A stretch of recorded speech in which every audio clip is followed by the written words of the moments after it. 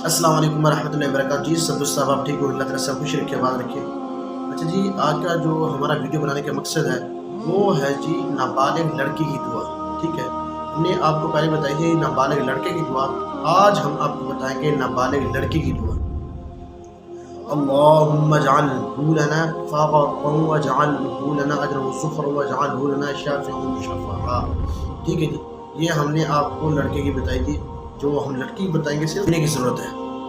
अच्छा, लड़की की है अल्लाहुम्मा जअल्हा लना फ़ाक़तन वजअल्हा लना अजरन व ज़ुफ़रन वजअल्हा लना शाफ़िअतन व मुशफ़्फ़ा।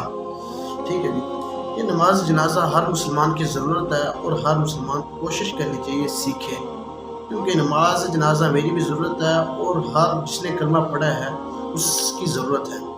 अच्छा जी, अब चलते हैं एक और बात की तरफ, क्योंकि ये देख लें हमारे पाकिस्तान में बहरान है, महंगाई है। ठीक है, इसमें किसी हुक्मरान का कसूर नहीं है। हुक्मरान को गालियाँ देने से बेहतर है कि अपने आप को सीधा कर लें, अपने आप को सुधार लें और हम दीन की तरफ लौटें।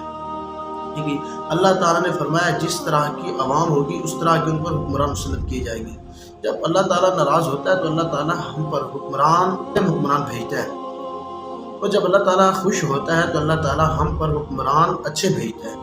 ठीक है जी, और आजकल अदलिया भी ऐसी है। वो देख लें खैबर पख्तूनख्वा में जो औरत को कत्ल किया गया, उसका बच्चा, दोनों को कत्ल कर दिया गया, लेकिन हमारी अदालतें और हमारे हुक्मरान अपनी कुर्सी पर पीछे पड़े हैं।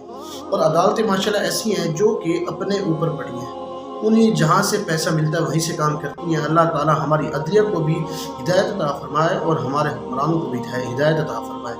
अस्सलाम वालेकुम।